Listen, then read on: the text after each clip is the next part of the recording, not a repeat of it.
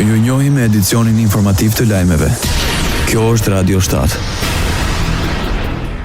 Deputetja e Lidhjes Shqiptare Ilire Dauti konfirmoi prishjen e koalicionit me Zjadin Selës dhe Bashkimit Demokratik për Integrim. Sipas ai, shkak për thyrjen e Frontit Evropian ishte vendimi i BT-s për të votuar ligjin e Mickovskit për organizimin e organeve të pushtetit qendror. Në momentin që ne gjatë gjithë kohës flisnim për shkeljen e legitimitetit atje që bëri Mickovski kur i mori humbësit në kampin politik shqiptar, pikrisht partia e cila ishte në kuadër të Frontit Bashkimit Demokratik për Integrim e votoi ligjin për riorganizimin e organeve të pushtetit qendror të propozuar nga vetë Kristian Mickovski. Ne nuk jemi pajtuar me këtë vendim, ne nuk e kemi dhënë as votën tonë, por megjithatë kemi thënë dhe vazhdojmë themi është çarja e parë që i ndodhi Frontit dhe më pas edhe zgjedhjet e fundit lokale që i patëm atje, sepse shifni kur formohet një koalicion, ai ka qëllimin se formohet dhe unë them që qëllimi kryesor ishte t'i bëjmë ballë numëros e cila ishte në forcime sipër. Deklaroi deputetja Ilire Dauti.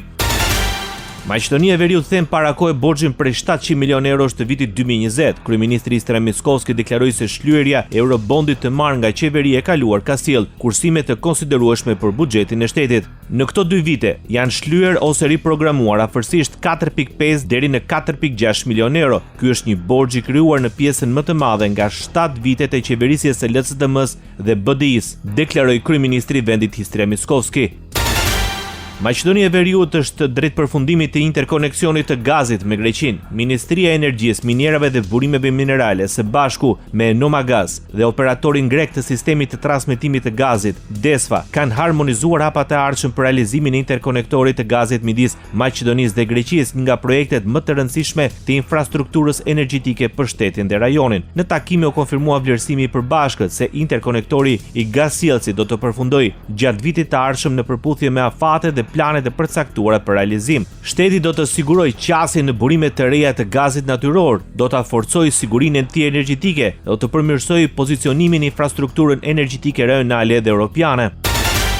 Gjermania konfirmon mbështetjen për rrugtimin e Shqipërisë drejt Bashkimit Evropian. Në kujtim të masakrës së kryer nga forcat pushtuese naziste në Borov, ambasadori Karl Berger deklaroi se mbështesim dhe jemi të lumtur që populli shqiptar është në linjë me këto përparime dhe mbështesim procesin e integrimit, sidomos në pjesën teknike, por dhe duhet të vlerësojmë edhe ata që zbatojnë vlerat e Europës në përditshmëri, por dhe ata që qëndrojnë për të kërkuar zbatimin e ligjit, mbrojtjen e natyrës dhe çështje të tjera që lidhen me procesin e integrimit.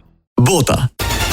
Koha kur Europa mund ta linte në dorë mbrojtjen dhe sigurinë e saj Shteteve të Bashkuara ka marrë fund, vlerësuan sekretari i përgjithshëm i NATO-s Mark Rutte dhe presidentja e Komisionit Evropian Ursula von der Leyen në një artikull të përbashkët për revistën The Economist. Ata pranuan se Europa brenda NATO-s për një kohë të gjatë është mbështetur tepër në kapacitetet ushtarake të Washingtonit, por theksuan se realiteti i ashpër dhe rreziqet e botës së sotme i kanë dhënë fund kësaj qasje. Sipas tyre, aleatët duhet të përshpejtojnë zhvillimin e industrisë së tyre të mbrojtjes për të qenë të përgatitur për një konflikt të mundshëm. Në artikull thuhet se kapacitetet aktuale prodhuese të Europës nuk arrin të përmbushin kërkesën në rritje. Ndoqët lajmet shkurt në Radio 7, zëri pozitiv i qytetit.